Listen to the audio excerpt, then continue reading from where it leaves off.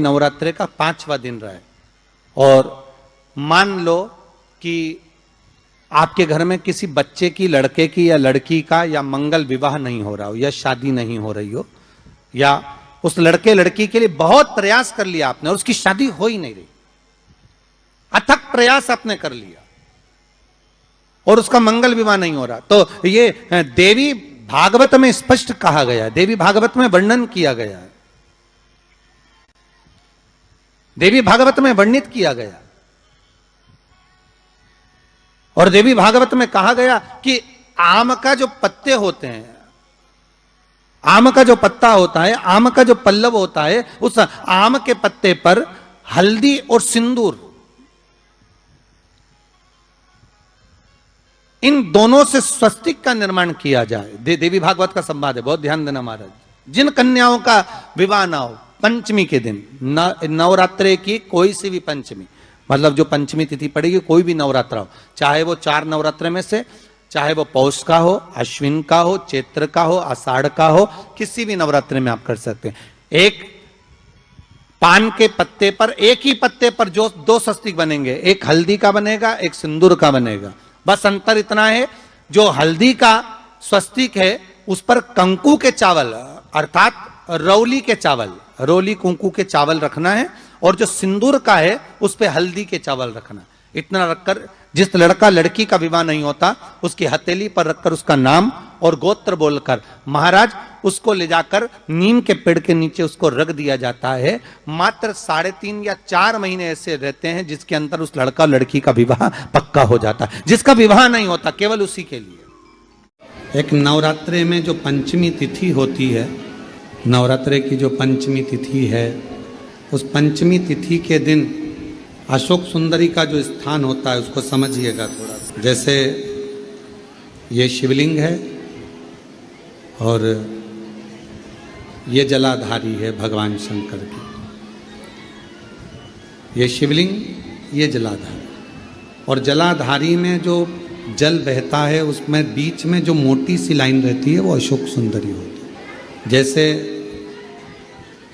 कई बेटे हैं, बेटियां हैं, कोई व्यक्ति व्यापार चालू कर रहा है, कोई व्यक्ति अपना नया भवन निर्माण कर रहा है, नए भवन में जा रहा है, या कुछ अच्छी दुकान खोलना चाह रहा है, कोई अपने लक्ष्य पर पहुंचना चाहता है और पहुंच नहीं पा रहा, तो जो शारदीय नवरात्रे आते हैं, नवरात्रे में जो मां आद्य शक्ति की पूजन की जो पंचमी तिथि होती है, इस पंचमी तिथि पर अशोक सुंदरी वाली जगह पर, जो अशोक सुंदरी का स्थान है, वहाँ पर लाल पुष्प एक समर्पित करें। जो जलाधारी है, माँ पार्वती, जगत जननी, जगदम्बा, अम्बा, भवानी, मैया दुर्गा का हस्त कमल, इस पर 7 जगह पर कहीं पर भी लाल चंदन की बिंदी 7 स्थान पर कहीं पर भी रख दें, और 1 लोटा जल शिव जी को पंचमी के दिन नवरातामना करते हुए उत्तर की ओर मुख कर कर, अर्थात यहाँ बैठते हुए शिव जी पर जल चढ़ाना प्रारंभ करें, और अपने मन की कामना कहकर बाबा के पास में जो लाल पुष्प समर्पित करा है उस पुष्प को अशोक सुंदरी वाली जगह से वापिस लेकर आ जाए।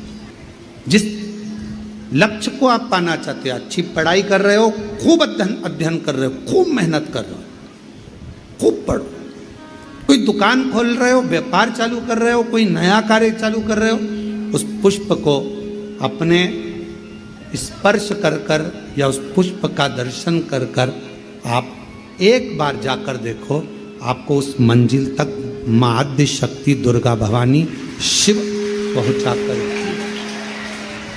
शंकर।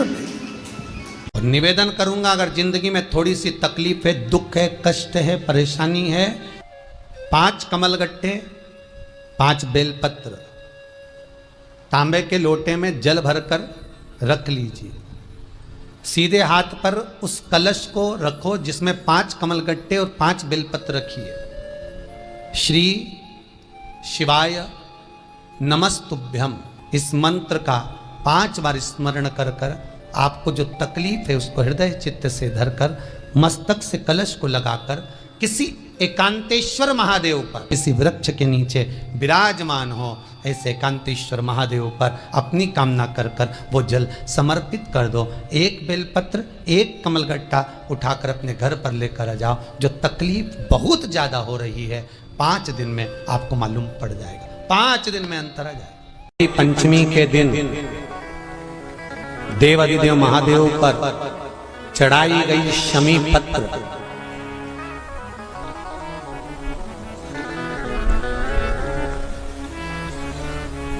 शंकर भगवान पर चढ़ाई गई शमी पत्र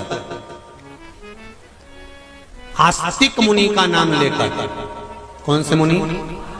आस्तिक मुनि का नाम लेकर शमी पत्र को वापस उठाकर उसको अपने दरवाजे की चौखट पर कहीं पर भी या द्वार पर कहीं पर भी एक ओर रख देने पर घर के अंदर, बगीचे के अंदर सर्प प्रवेश नहीं करता।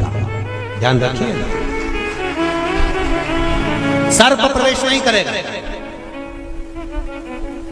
शमी पत्र समर्पित करने पर उस शमी पत्र को आस्तिक मुनि का स्मरण करने, कौन से मुनि है?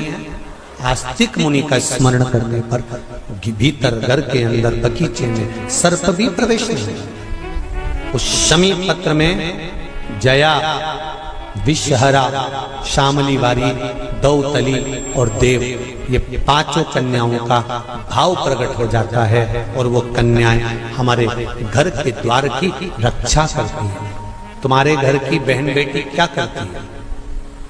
तुम्हारे घर की बहन बेटियां क्या करती हैं? घर में बहन बेटी आती हैं तो बद्दुआ देकर नहीं जाती। घर में कन्याएं रहती हैं, बद्दुआ नहीं देती। घर की बेटियां जब दरवाजा छोड़कर शादी कर वाले दिन, विदाई के दिन अगर जाती भी हैं तो बेटियां हाथ में धान भरकर फेंक कर जाती हैं कि मेरा मायका खूब फले फूले आगे बढ़े। छापे लगाकर चली जाती हैं कि हमने हमारी जीवन की सारी दौलत, जीवन का सारा सुख अपने मायके में दे दिया है। वो बेटियां तो जया, विषहरा, शामली बारी, दौतली, देव, ये उस घर में निवास करती हैं जिससे ये घर में हम रक्षा कर सकते। 2 गुप्त नवरात्रे होते हैं, थोड़ा ध्यान देंगे। 2 गुप्त नवरात्रे होते हैं। एक गुप्त नवरात्रा यही माघ के महीने में आता है। श्रृंगी ऋषि ने इस गुप्त नवरात्रे का बड़ा वर्णन किया। श्रृंगी बाबा ने इस गुप्त नवरात्रे के बारे में बहुत कुछ बताया। श्रृंगी बाबा गुप्त नवरात्रे के लिए कहते हैं कि अगर इस गुप्त नवरात्रे के अंतर्गत 9 लाल फूल,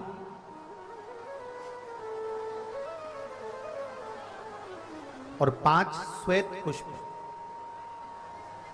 ये दोनों, लोग कहते हैं गुप्त नवरात्रे में हम देवी की आराधना करें, गुप्त नवरात्रे में हम भगवान की आराधना करें, पर शिव महापुराण की कथा कर रही है, भगवान शंकर का चरित्र कथा है। अगर आपने देवी भागवत का स्मरण किया हो या भगवान शिव की एक पवित्र आनंदमय कथा स्कंद पुराण के काशी खंड में अगर सुनी हो या उसमें भी नहीं पढ़ पाए हो तो श्रृंगी ऋषि के चरित्र में आता है। श्रृंगी बाबा ने वर्णन किया है कि किसी भी स्थान पर, किसी भी स्थान पर यदि हमारे घर में 2 शिवलिंग है, नहीं है, तो किसी अपने घर के गमले में, बगीचे में 2 पार्थिव लिंग का निर्माण करें। 2 पार्थिव लिंग, उसमें एक शिव जी का स्मरण करें और एक में माता पार्वती जी का स्मरण। देवाधिदेव महादेव के 2 स्वरूप, 2 लिंग प्रकट कर कर, एक पर 9 पुष्प लाल और एक पर श्वेत पुष्प 5 समर्पित करें। बाबा की आराधना करें, घी का दीप लगाएं, पूजन करें और बाद में उन शिवलिंग को, उन पुष्पों को विसर्जन करें। किसी भी नदी में, तालाब में, बावड़ी में अगर वहां नहीं विसर्जन कर सकते हैं तो किसी वृक्ष के नीचे उनका विसर्जन कर दो। पर ये नवरात्रे, ये जो गुप्त नवरात्रे हैं, इस माघ महीने में जो गुप्त नवरात्रे आती है, इसी के अंतर्गत इसका पूजन है। एक बार हमने पहले वर्णन किया था, जिसके यहाँ संतान नहीं होती उसके लिए भी पहले इस माघ महीने में जो गुप्त नवरात्रे आते हैं उसका स्मरण कराया था। कैलाशी अविनाशी है शिव तत्व का है। आप जिस भाव से आप भगवान को रिझाते हो, भगवान उस भाव से अपने भक्तों के करीब पहुंचता है। भक्तों के यमुना जी ने पार्थिव शिवलिंग का निर्माण किया। केवल चाहे गुप्त नवरात्रे हो चाहे सर्व नवरात्रे हो,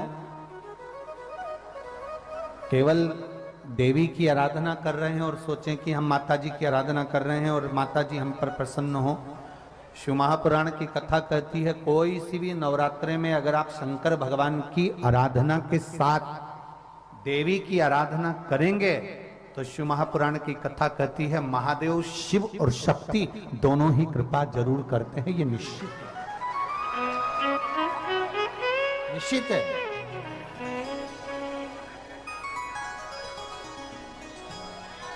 केवल एक शिव की आराधना कर लेना या शक्ति की आराधना कर लेना, हम शिव और शक्ति की दोनों की आराधना एक साथ करें। हम शिव और शक्ति की दोनों की आराधना और हम तो एक बात बहुत अच्छे से कहेंगे, शिव महापुराण की विद्येश्वर संहिता में लिखा है, जो एक बार मुख से श्री शिवाय नमस्तुभ्यम बोलता है उसके मुख का दर्शन करने पर मात्र 1000 अश्वमेध यज्ञ का पुण्य फल प्राप्त हो जाता। केवल श्री शिवाय नमस्तुभ्यम बोलने वाले के मुख का दर्शन मात्र कर लेने से ये फल की प्राप्ति हो। दिन भी मुंह का लग जाए, कभी नवरात्रे पड़े, चाहे गुप्त नवरात्रे हो चाहे संपूर्ण विश्व को ज्ञात चैत्री और कुमार के नवरात्रे हो, हर नवरात्रे में आप एक विशेष ध्यान रखें प्रत्येक नवरात्रे में कि हमें शंकर भगवान के शिवलिंग की पूजन करना। और एक और बात समझ लें, 2 शिवलिंग का निर्माण नहीं भी कर सकते हैं तो एक शिवलिंग का निर्माण करें और उस शिवलिंग के पास में ही एक छोटा सा मिट्टी का ढेला रखकर मां जगत जननी जगदम्बा का भी पूजन कर सकते। आपको नहीं बनाना 2 शिवलिंग, तो एक शिवलिंग एक मिट्टी का थोड़ा सा। ऐसा नहीं है कि मेरी माता दुर्गा भवानी पिंडी के रूप में नहीं पूजाती है। अगर मेरी माता पिंडी के रूप में नहीं पूजाती तो वैष्णो देवी में 3 पिंडियां विराजमान नहीं हो पाती। जितने जितने शक्तिपीठ हैं, आप प्रत्येक शक्तिपीठ में दर्शन करने के लिए जाएंगे तो वहां पर भी आपको पिंडी का दर्शन होता ही है। प्रत्येक शक्ति, ऐसा नहीं कि मेरी मां पिंडी के रूप में पूजाती नहीं है, वो भी पूजाती है। आप जिस भाव से भजेंगे, जैसे हम कहते हैं हमारे शहर में, हमारे सीहोर नगर में कुबेरेश्वर धाम कंकर शंकर की भूमि है, मतलब वहां जो गया है वो कंकर शंकर की आराधना करने के लिए गया है, कंकर शंकर की पूजन करने के लिए। देवी को प्रसन्न करने के लिए अग्नि की जरूरत पड़ती है और शिव को प्रसन्न करने के लिए जल की जरूरत पड़ती है। कल की कथा में कहा था, जितने देवी के उपासक हैं या अष्टमी नवमी पूजने वाले हैं वो कंडा जलाकर, गोबरी जलाकर, गाय का गोबर सूख जाता है उसको जलाकर उसमें धूप छोड़ते हैं। मालपुआ या पूड़ी या खोट या सब्जी जो भी बनता है उसको छोड़ते हैं अष्टमी नवमी पर, क्योंकि देवी धूप देते, अग्नि से प्रसन्न होती है और शिव जल से प्रसन्न होता है। देवी अग्नि से और शिव जल से, उसकी प्रसन्नता हमें सुख देती। केवल 4 नवरात्रे होते हैं, 2 गुप्त होते हैं, एक चैत्र का होता है, एक शरदी होता है। केवल 4 नवरात्रे ऐसे होते हैं जिन नवरात्रे में शिव जी के मंदिर में अगर दीपक भी लगाया जाता है तो लंबी बत्ती का लगाया जाता है। बाकी के समय में शिव के मंदिर में गोल बत्ती का दीपक लगता। क्यों? कहते हैं 64 योगनियां। आपको पहले भी कहा था, आज फिर अच्छे से समझ लीजिए।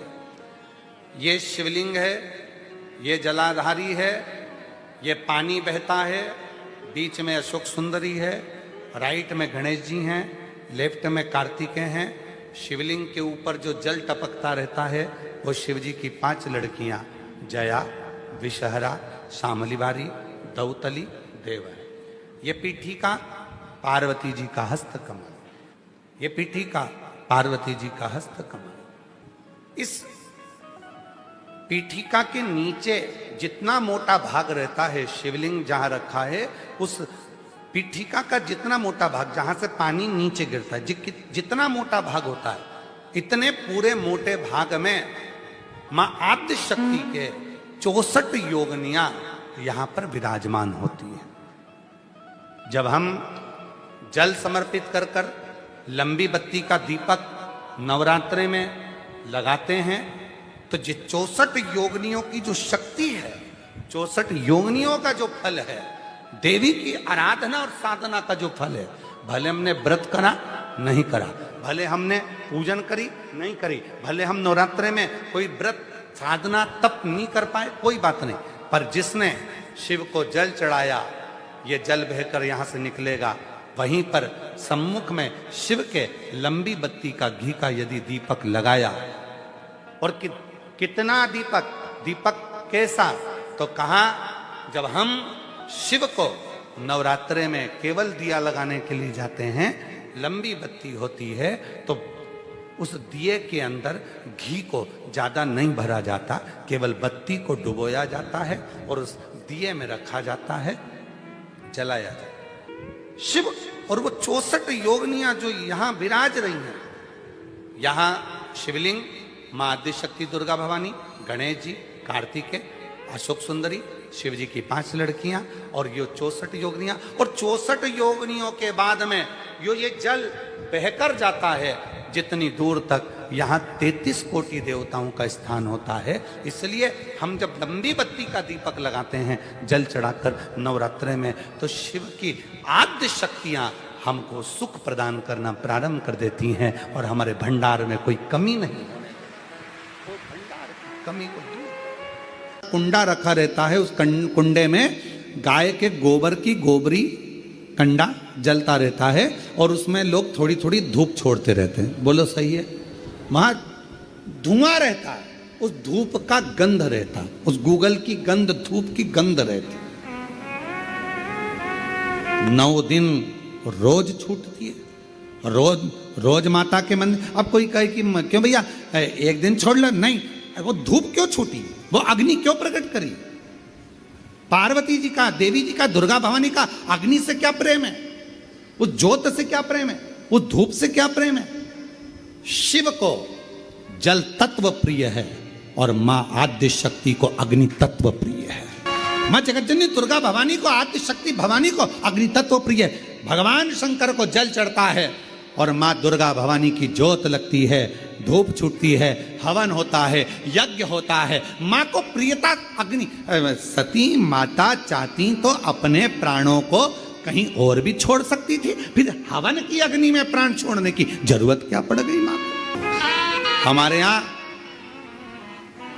दुर्गा भवानी का, मां जगत जननी का एक मंदिर ऐसा है जहां पर माता की मूर्ति नहीं है, केवल ज्योत की पूजन होती है। कौन सी मां है वो?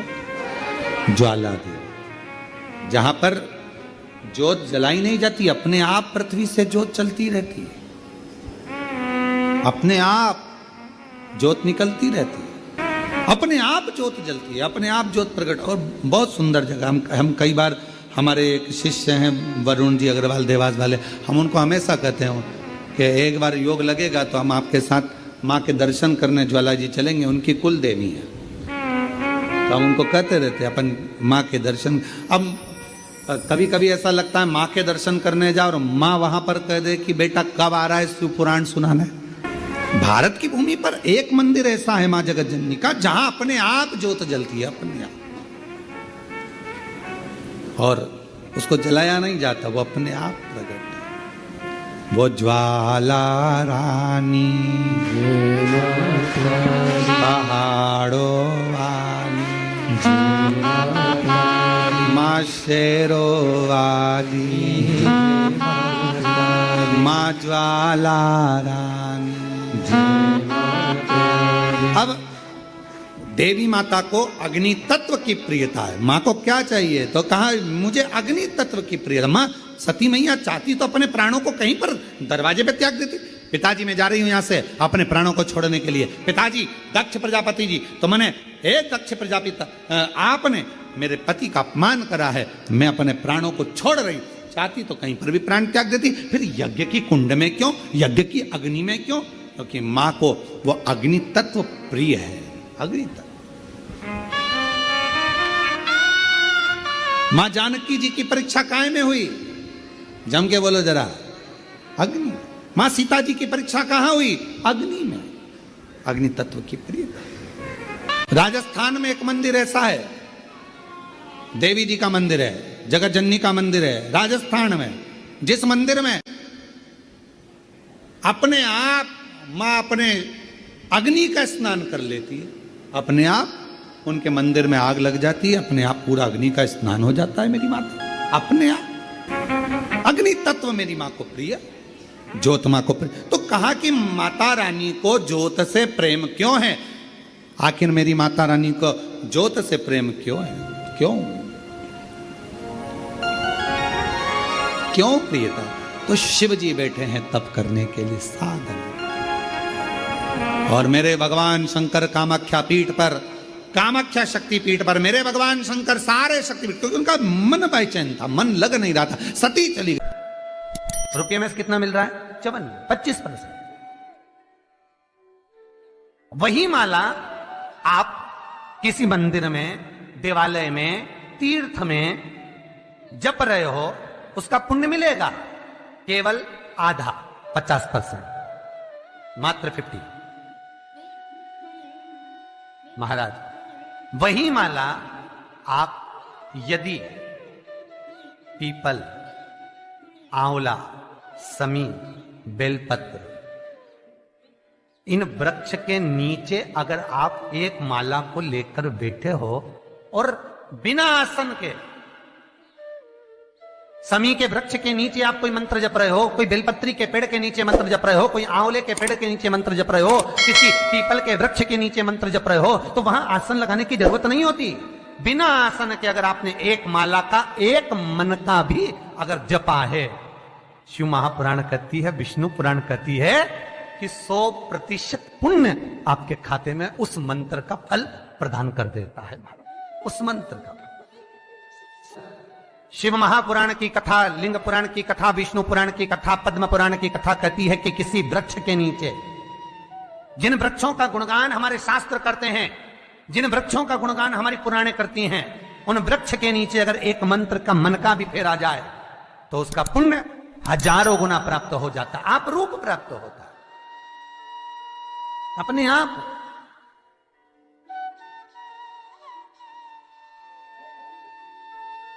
आप जिस पुण्य को करना चाहे, मेरा बहुत निवेदन है महाराज, बहुत प्रयास करा करो, प्रयास करना। अगर हाथ के मनके की माला भी नहीं हो और किसी पीपल के पेड़ के नीचे 15 मिनट बैठने का मौका मिल गया, आंवले के वृक्ष के नीचे 5 मिनट बैठने का मौका मिल गया, किसी आंवले के वृक्ष के नीचे आप 5 मिनट बैठे हो, ओम नमो नारायण का मंत्र का स्मरण कर लो, ओम नमो भगवते वासुदेवाय का जाप कर लो, बस उसका फल 4 गुना, हजारों गुना प्राप्त हो जाता है। शमी के पेड़ के नीचे बैठे हो, श्री शिवाय नमस्तुभ्यम का जाप करिए, 4 गुना फल मिलेगा, 1000 गुना फल। बेलपत्री के पेड़ के नीचे गए हो, ओम नमः शिवाय ओम का जाप करिए, फल मिलेगा। कुछ चिंता कर।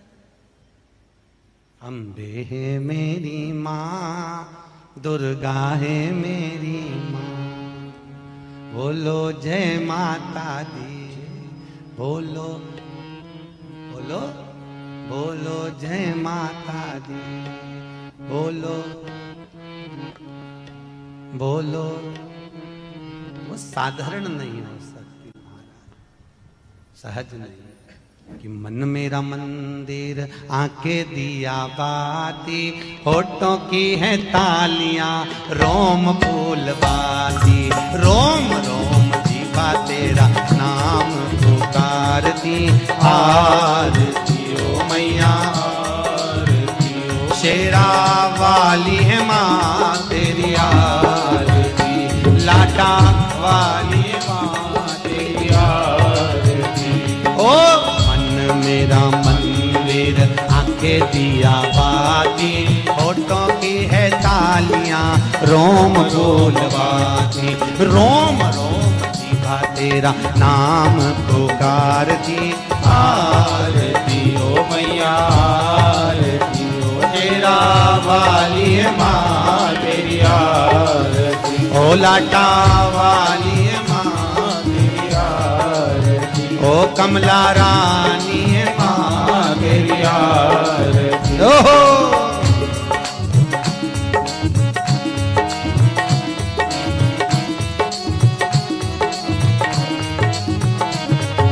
प्रेम से बोलो जय माता दी, सारे बोलो जय माता दी, मैं नहीं सुनिया जय माता दी, सारे बोलो जय माता दी। माँ कमला रानी जय माता दी, माँ जग कल्याणी जय माता दी, माँ अम्बे रानी जय माता दी, माँ तुलजा रानी जय माता दी, जय माता दी जय माता दी, जय माता दी जय माता दी। ओ मन मेरा मंदिर, आंखें दिया बाती, होठों की है तालियां, रोल फूल बाती, रोम रोम जीवा तेरा नाम पुकारती। आरती ओ मैया आरती ओ, शेरा वाली माँ तेरी आरती, ओ कमला रानी है माँ तेरी आरती, ओ तुलजा रानी है माँ तेरी आरती। माँ कृपा करने वाली, दुनिया में कोई करुणा ना करे।